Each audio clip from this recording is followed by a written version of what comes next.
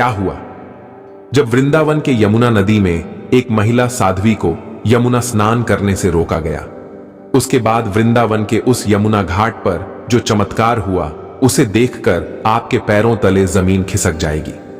दोस्तों, लोगों के अनुसार यह घटना अभी कुछ ही दिनों पहले की है, जहां वृंदावन के यमुना नदी के तट पर कुछ ऐसा देखने को मिला जिसे देखकर वहां मौजूद सभी लोगों के होश उड़ गए। एक विशिष्ट और दिव्य साध्वी महामयी मीराबाई यमुना स्नान करने वृंदावन आई थी। महामयी मीराबाई, जिन्होंने संसार के मोह को त्याग कर एकांत और तपस्वी जीवन को अपनाया था, वो भगवान श्री कृष्ण की बहुत बड़ी भक्त थी। कहा जाता है कि उन्होंने कठोर तपस्या और साधना से कई सिद्धियां प्राप्त की थीं। लोग उन्हें देवी के अवतार के रूप में मानते थे और उनकी साधना से प्रेरित होकर अनेक भक्त उनका अनुसरण करते थे। वे अपनी साधारण जीवन शैली और कठिन तपस्या के कारण सभी के बीच श्रद्धा का केंद्र थी। महामयी मीराबाई का एक अटूट नियम था, हर दिन सुबह 4 बजे यमुना में स्नान करना। उन्होंने कभी इस नियम को नहीं तोड़ा, चाहे वर्षा हो, आंधी हो या भयंकर ठंड। यमुना नदी के प्रति उनका प्रेम और सम्मान असीम था। उनके अनुसार यमुना में स्नान केवल एक शारीरिक क्रिया नहीं थी, बल्कि यह एक आध्यात्मिक प्रक्रिया थी, जिससे आत्मा का भी शुद्धिकरण होता था और परमात्मा से सीधा संबंध बनता था। जब वे वृंदावन के यमुना घाट पर पहुंची तो माहौल अद्भुत था। यमुना का शांत प्रवाह और वातावरण में व्याप्त आध्यात्मिकता ने सभी को मंत्रमुग्ध कर रखा था। सुबह के करीब 4 बजे थे जब महामयी मीराबाई स्नान करने के लिए घाट पर पहुंची। ठंडी हवा चल रही थी और घाट लगभग खाली था। उन्होंने सोचा कि यह समय उनके दैनिक स्नान के लिए सर्वोत्तम है। जब वे अपने वस्त्र उतारकर यमुना में प्रवेश करने वाली थीं, तभी वहां पर सफाई के कार्य में लगे नगर निगम के कुछ अधिकारी उन्हें रोकने के लिए आगे आए। उन्होंने कहा, मां, इस समय यमुना की सफाई का काम चल रहा है, अभी आप स्नान नहीं कर सकती। हमारे नियम के अनुसार यह समय सफाई के लिए निर्धारित है। महामयी मीराबाई ने शांत स्वर में कहा, यमुना मां सबकी है और यह मेरा नित्य नियम है कि मैं सुबह 4 बजे यमुना में स्नान करती हूं। मुझे स्नान करने दीजिए। मेरे स्नान से आपकी सफाई प्रक्रिया बाधित नहीं होगी। लेकिन अधिकारी उनकी बातों पर ध्यान दिए बिना बोले, नहीं, यह संभव नहीं है, आपको थोड़ा इंतजार करना होगा। दिन भर का समय है, बाद में आकर स्नान कर लीजिए, अभी हम आपको अनुमति नहीं दे सकते। महामयी मीराबाई धैर्य से बोली, यह मेरा नियम है और मैं इसे आज भी नहीं तोड़ सकती।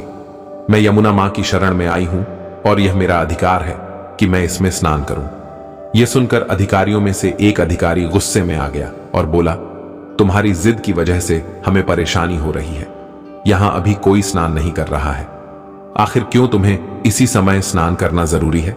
व्यर्थ की बातें बनाना बंद करो और यहां से जाओ। महामयी मीराबाई अब भी शांत रही। उनका चेहरा बिल्कुल धैर्य से भरा हुआ था। उन्होंने बिना किसी प्रतिक्रिया के यमुना तट पर एक चट्टान पर बैठकर ध्यान लगाने का निश्चय किया। उन्होंने अपनी आंखें बंद की और साधना में लीन हो गई। अधिकारी और सफाई कर्मी यह सोचकर संतुष्ट हो गए कि अब कोई समस्या नहीं होगी।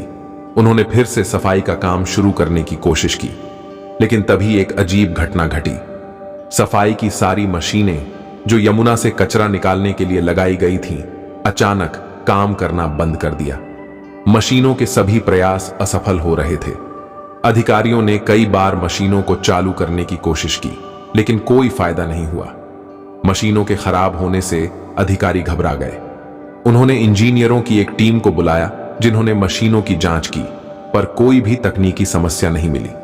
मशीनें पूरी तरह से ठीक थीं, लेकिन वे चालू नहीं हो रही थीं। यह देखकर सभी हैरान थे। उसी समय में एक सफाई कर्मी जो पहले कभी महामयी मीराबाई से मिला था, उन्हें ध्यान मुद्रा में बैठा देख चौंक गया। वह तुरंत उन्हें पहचान गया। उसने अधिकारियों से कहा, यह साध्वी कोई साधारण साध्वी नहीं है, यह महामयी मीराबाई है, जिनकी सिद्धियां अद्भुत हैं। जब मैं छोटा था तो एक गंभीर बीमारी से ग्रसित हो गया था, तब इन्हीं के आशीर्वाद से मैं ठीक हुआ था। हमें इनसे माफी मांगनी चाहिए, क्योंकि उनका अपमान करने के कारण ही मशीनें काम नहीं कर रही हैं। यह सुनकर अधिकारी हक्के बक्के रह गए। उनको समझ में आ गया कि उनका व्यवहार गलत था। वे सभी महामयी मीराबाई के पास गए और उनके चरणों में गिरकर माफी मांगी। उन्होंने कहा, मां, हमसे बहुत बड़ी भूल हो गई है। हमें समझ नहीं आया कि आप कौन हैं। हमसे गलती हो गई कि हमने आपको गंगा में स्नान करने से रोका। कृपया हमें क्षमा करें। महामयी मीराबाई ने आंखें खोली और मुस्कुराते हुए बोली, यमुना मां सबकी है और किसी का भी यमुना पर विशेष अधिकार नहीं है। साधुओं का पहला अधिकार होता है, क्योंकि वे यमुना की महिमा को समझते हैं। लेकिन यह भी जरूरी है कि हम सब मिलकर एक दूसरे का सम्मान करें। मैं आपको क्षमा करती हूं। इसके बाद महामयी मीराबाई ने यमुना में स्नान किया। जैसे ही उन्होंने यमुना में स्नान किया, उसी क्षण मशीनें फिर से चलने लगी। अधिकारियों और कर्मचारियों की आंखों में आश्चर्य और श्रद्धा थी। वे समझ गए कि यह साध्वी वास्तव में दिव्य शक्ति से युक्त थी। इस चमत्कार के बाद पूरे वृंदावन में यह खबर फैल गई।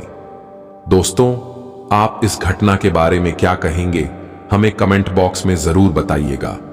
अगर आपको यह वीडियो पसंद आया तो वीडियो को लाइक करें, कमेंट करें और इस वीडियो को ज्यादा से ज्यादा शेयर करें। जय श्री राधे कृष्ण।